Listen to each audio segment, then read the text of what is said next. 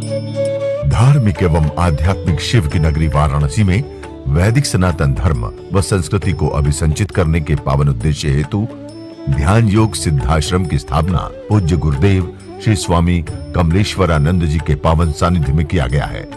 ऋषि मुनियों, साधु महात्माओं, संत मनीषियों की इस पवित्र धरती पर धर्म की स्थापना और लोक कल्याण के लिए हर युग में किसी न किसी रूप में ईश्वर का प्राकट्य होता आया है और पवित्र आत्माओं में ईश्वर का अंश उतरता आया है। आज के युग में भी पूज्य गुरुदेव श्री स्वामी कमलेश्वरानंद जी अपनी चैतन्य ऊर्जा से संपूर्ण जगत में सत्प्रेम की धारा प्रवाहित कर रहे हैं। पूज्य श्री की चैतन्य चेतना से साक्षात दिव्य सदग्रंथ ब्रह्मवाणी का अवतरण हुआ है, जिससे मानव का कल्याण हो सके।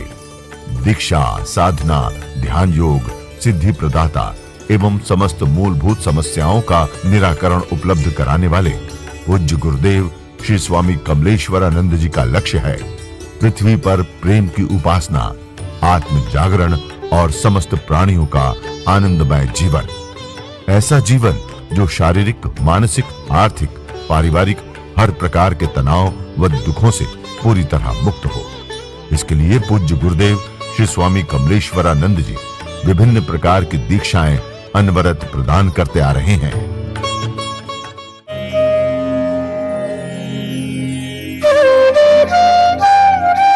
अश्कों की नदियां बहती है तेरी यादों में, दिल दरिया में लहरें हैं तेरी चाहत में। प्रेम ही पूजा, प्रेम प्रार्थना, प्रेम ही पूजा, प्रेम प्रार्थना, प्रेम को सब कुछ माना है।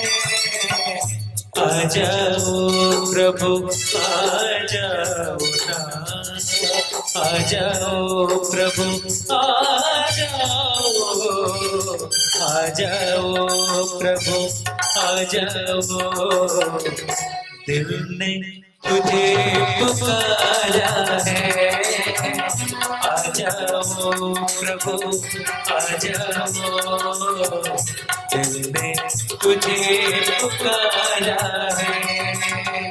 अश्कों की नदियां बहती हैं तेरी चाहत में, दिल दरिया में लहरें हैं तेरी चाहत में।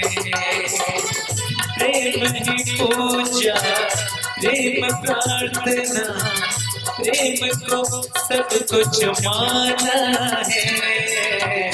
आ जाओ प्रभु, आ जाओ,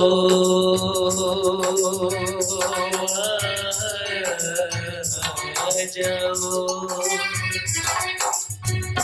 आ जाओ प्रभु, आ जाओ, आ जाओ प्रभु, आ जाओ, आ जाओ प्रभु, आ जाओ, आ जाओ प्रभु, आ जाओ, आ जाओ प्रभु, आ जाओ।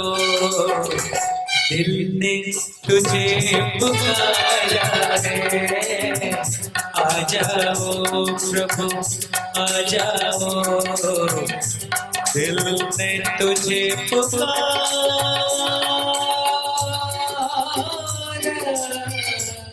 है।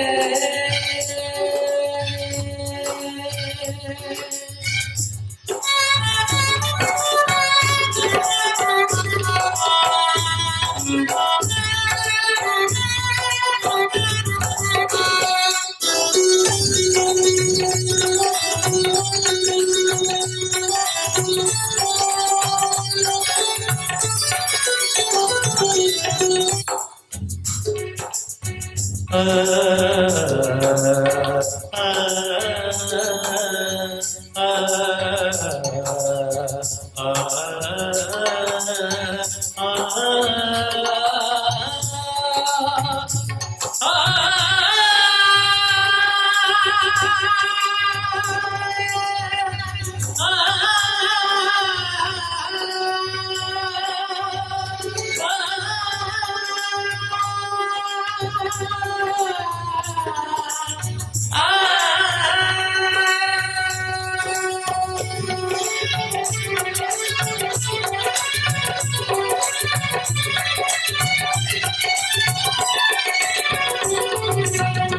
अखियाँ तेरी दर्द को तेरे से आंसू मोती बन के बरसे।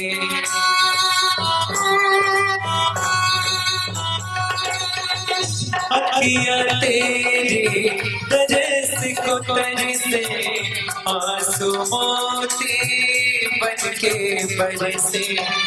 ना कुछ मेरे पास है साथी, ना कुछ मेरे पास है,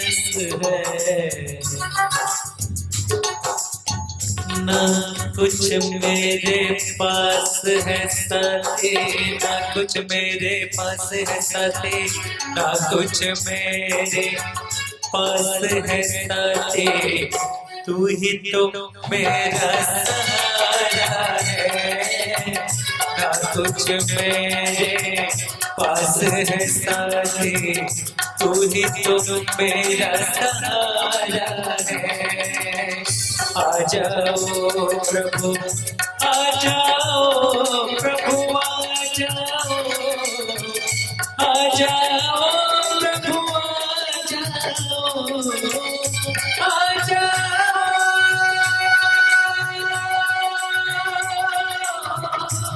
आ जाओ प्रभु,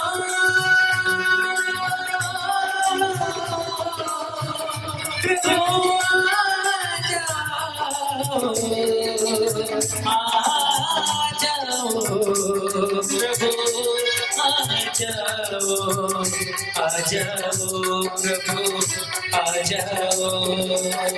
आ जाओ प्रभु, आ जाओ, आ जाओ प्रभु, आ जाओ।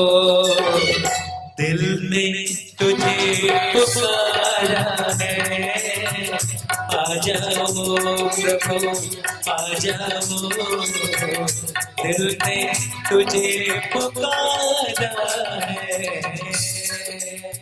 सात्विक प्रवृत्ति वाला जो होता है तो दैव प्रवृत्ति में चला जाता है और देवताओं जैसे उसके धर्म गुण होने लगते हैं। और जब दैव में जाओगे तो ईश्वर को मिलना तो निश्चित ही। सदगुरु तुम्हारे हृदय में जागृत तो होगा ही होगा। रजस में जाओगे तो सिर्फ संसार को जीते हुए समाप्त हो जाओगे। इसलिए मैं उसे भी बहुत उत्तम नहीं कह सकती हूँ, है आपके लिए आवश्यक, लेकिन सत्य को ही जीवन बनाओ। सत्य को जब जीवन बनाओगे तो हर पल अपने आप में सुखी महसूस करोगे। समृद्धि के लिए आप महालक्ष्मी की पूजा करते हो। समृद्धि वस्तुतः बाहर नहीं है, समृद्धि तो अंदर है। और जब तक अंदर की समृद्धि नहीं की, बाहर से तुम कितना भी कुछ भी हासिल करो, आप समृद्धि नहीं पा सकते हो, ना ही समृद्धि का एहसास कर सकते हो। और मैं एहसास देना चाहती हूँ। किसका किसका एहसास देना चाहती हूँ? सिर्फ मेरे प्रभु का, और कुछ भी नहीं। क्योंकि जहाँ वो होगा अपने आप सब कुछ आएगा। क्यों सोचते हो किसी और चीज के बारे में? सोचना है सिर्फ एक चीज सोचो, प्रभु के बारे में, और बुद्धि से नहीं सोचना, क्योंकि तुम्हारी बुद्धि हमेशा तुम्हें भ्रमित करती है। बुद्धि में जो ही जाओगे, ये मस्तिष्क से संसार चलाओ। और हृदय जो है, जब प्रभु के चरणों जब यहाँ आते हो तो इनके बारे में विचार मत करो। ये विचार करने की चीज नहीं है। गुरु जो होता है विचार करने की चीज नहीं होता है।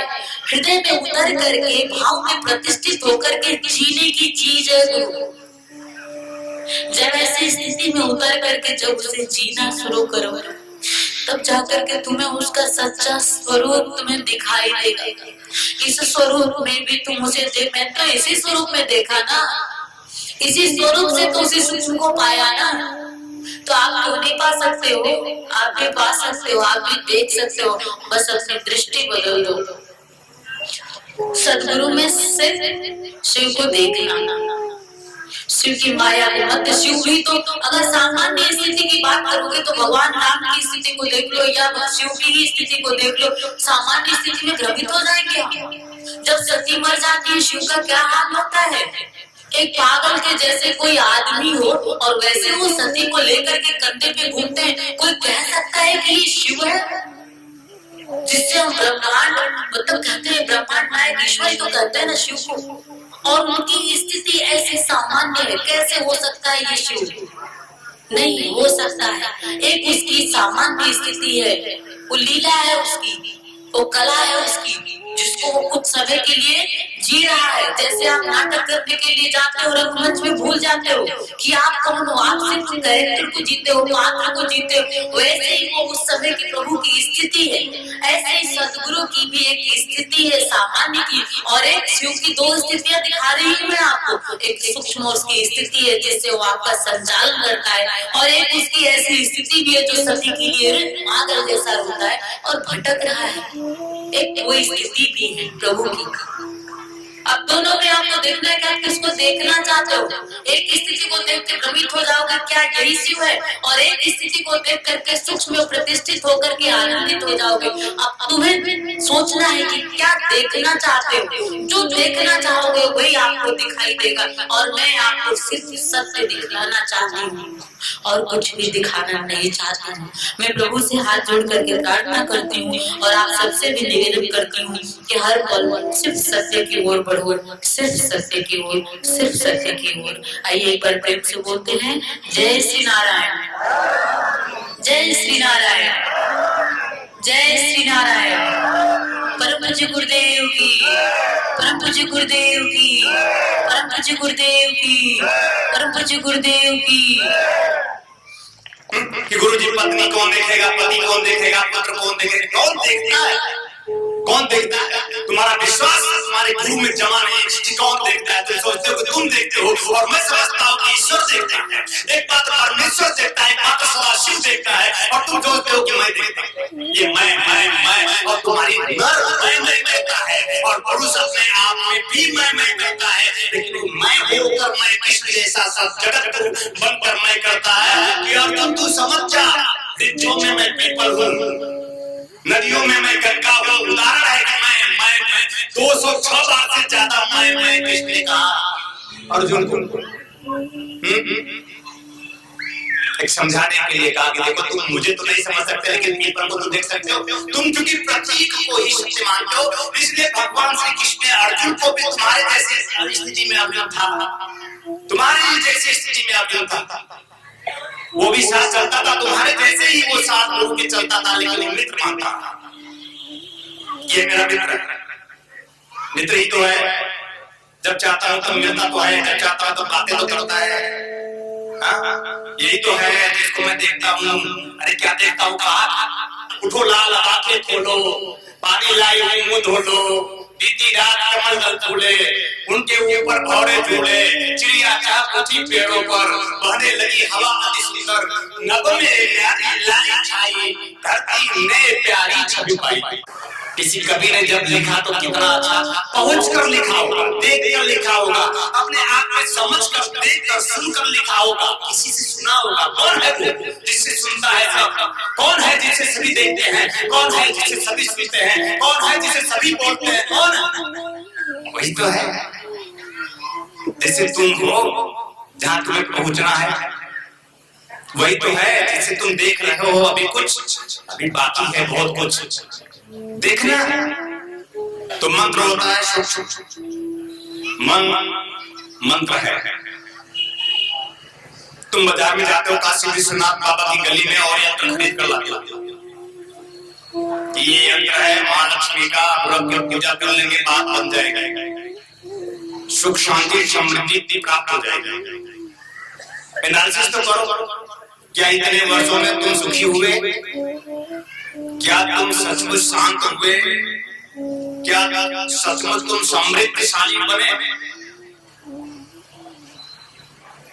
कोई गुरु नहीं मिला क्या तुम ही हो यंत्र मेरे? यंत्र क्या है? स्वरूप किसी देवी का, देवता का। जिस देवी देवता का यंत्र चाहोगे मिल जाएगा 10 रुपए, लेकिन तुम अपने यंत्र को भूल गए जिसमें महालक्ष्मी भी है, महाकाली भी है, महादुर्गा भी है, और जितने भी देवी देवता है शास्त्रों में वर्णित है, वो सब तुम्हारे इसी शरीर में प्रभु ने केंद्र बनाया, प्रतिष्ठित केंद्रित कर दिया कि यहाँ पे महाकाली है। पर वहां पे महाकाली नहीं, शमशान में महाकाली, शमशान प्रतीक ये नश्वर है। ऐसा नहीं कि तुम शमशान में बैठने वाला ही अपने आप पूर्ण हो जाता है, अगर हो सकता था तो वहां रात रात जमघट लगा रहता है शमशान में और लोग पूर्ण हो गए। शमशान एक मन की विराटता है, मन की तृष्णाओं का जहां अंत हो जाता है वो शमशान में बैठ जाता है। किसी भी प्रकार की इच्छा आकांक्षा तृष्णा जब हम छोड़ देते हैं, कोई सदगुरु का कृपा होती है जब किसी शिष्य पर, तो वो गीत रागता में आता है, तब वो अपने आप में कीचड़ में रहते हुए कमल की तरह खिलता है। बिना सदगुरु के कीचड़ में कमल खिल नहीं सकता, बिना सदगुरु के कीचड़ से कमल मिलना हो ही नहीं सकता।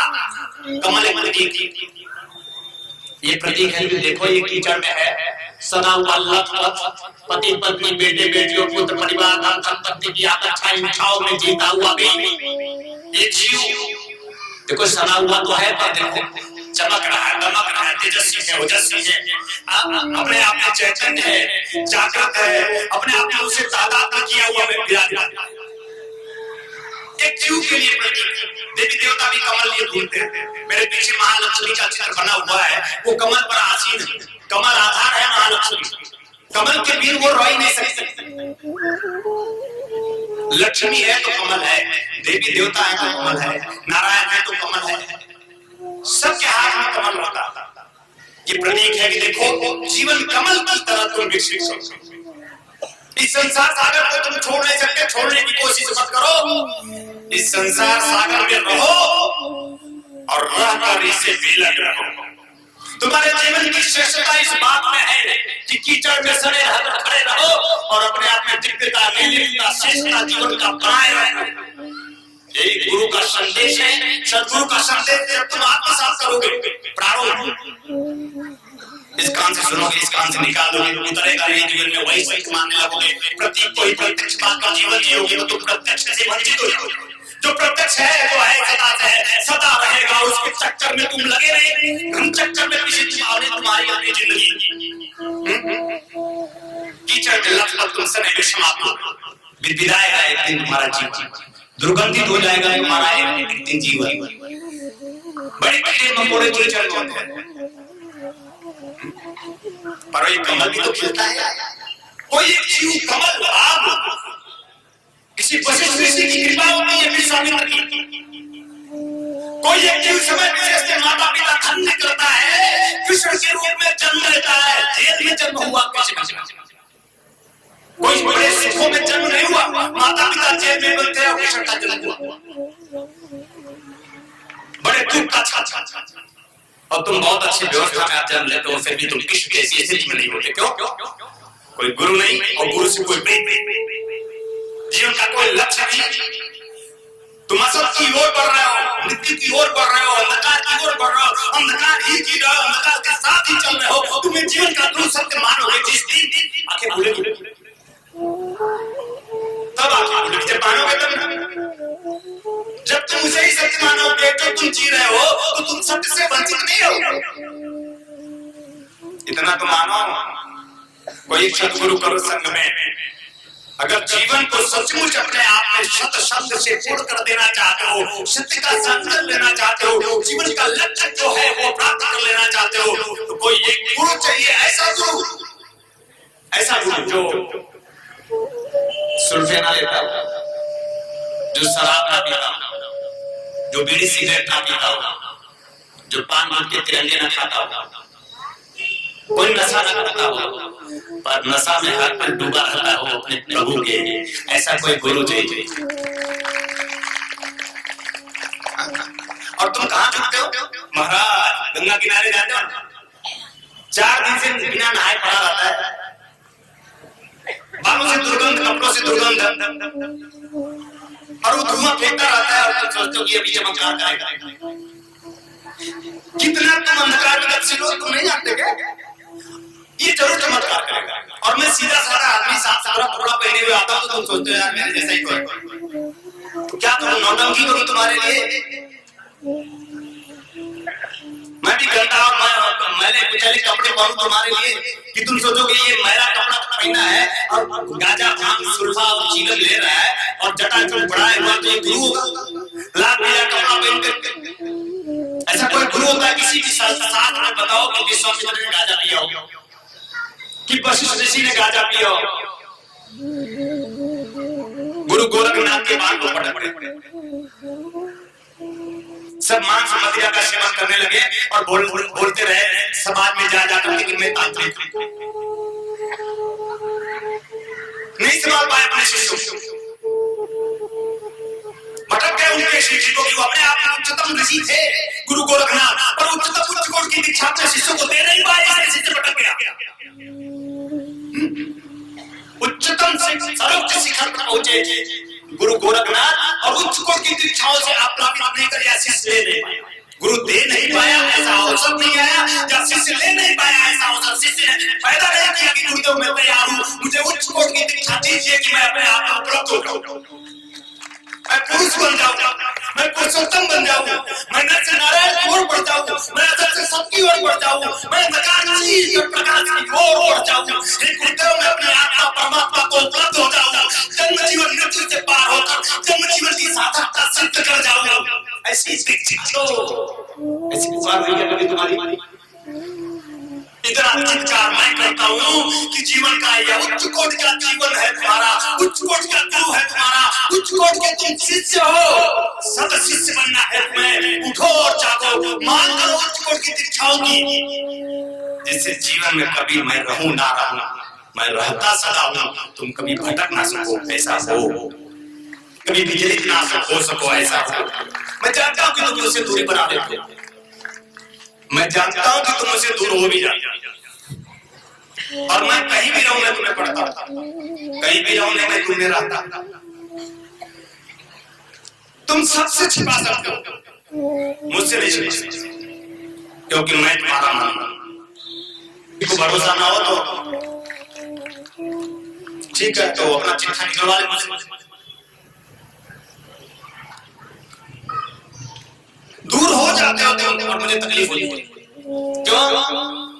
क्योंकि तुम मुझसे हो, तुम मेरे हो, और मुझसे होकर मेरे होकर तुम मुझसे दूर चले जाते हो।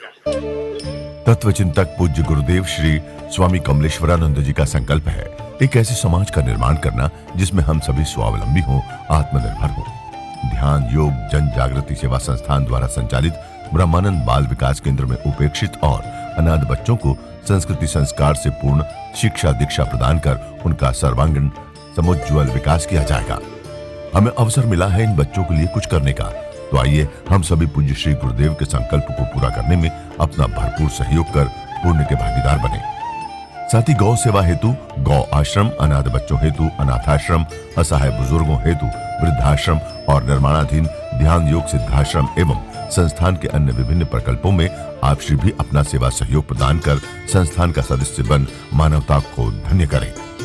संस्थापक सदस्य 9 लाख या अधिक, सह संस्थापक सदस्य 6 लाख या अधिक, संरक्षक सदस्य 3 लाख या अधिक, आजीवन सदस्य 2 लाख या अधिक, सम्मानित सदस्य 1 लाख या अधिक, विशिष्ट सदस्य 51,000, सामान्य सदस्य 21,000। सहयोग के लिए आप श्री संस्थान के बैंक अकाउंट में सहयोग राशि जमा करा सकते हैं। बैंक ऑफ इंडिया ध्यान योग जन जागृति सेवा संस्थान, account number 014320110002228, IFSC BKID 0000143, branch Badlapur east, Thane Maharashtra 421503। आप श्री का अनुदान आयकर धारा 80G के अंतर्गत कर मुक्त होगा।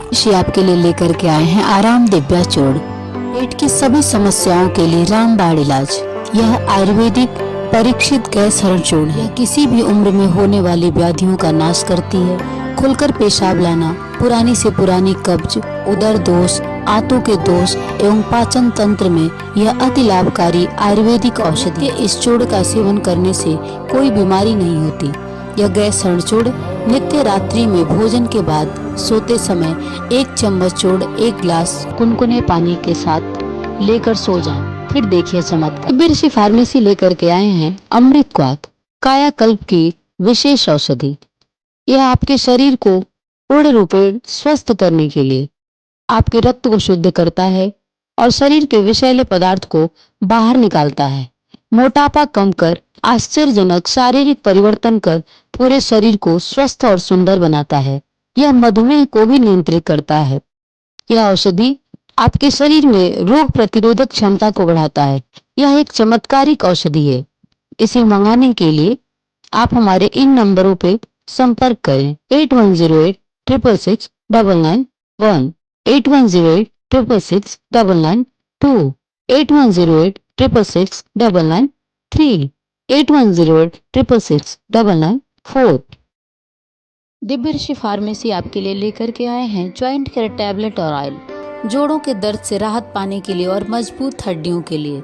इसमें मौजूद प्रोटीन्स तथा विटामिन हड्डियों को मजबूती प्रदान करते हैं। यह जोड़ों के असहनीय दर्द को समाप्त करता है, जैसे घुटनों के दर्द व कलाई के दर्द, रीढ़ की हड्डी में दर्द, कंधों में दर्द। यदि आपको स्लिप डिस्क या सर्वाइकल है तो इन सभी परेशानियों से छुटकारा पाने के लिए आज ही मंगाएं ज्वाइंट केयर टैबलेट और ऑयल। मंगाने के लिए आप हमारे इन नंबरों पे संपर्क करें। हमारा नंबर है 8108666991, 8108666992, 8108666993, 8108666994। दिव्य ऋषि फार्मेसी आपके लिए लेकर के आए हैं रत्नम ज्योति, आँखों की संपूर्ण देखभाल के लिए। शहद के साथ नित्य लेने से नेत्र ज्योति बढ़ जाती है, आँखों का चश्मा उतर जाता है। यह आयुर्वेदिक औषधि है, इसका कोई साइड इफेक्ट नहीं। इस औषधि को मंगाने के लिए आप हमारे इन नंबरों पर संपर्क कर सकते हैं। हमारा नंबर है 8108666991, 8108666992, 8108666993, 8108666994।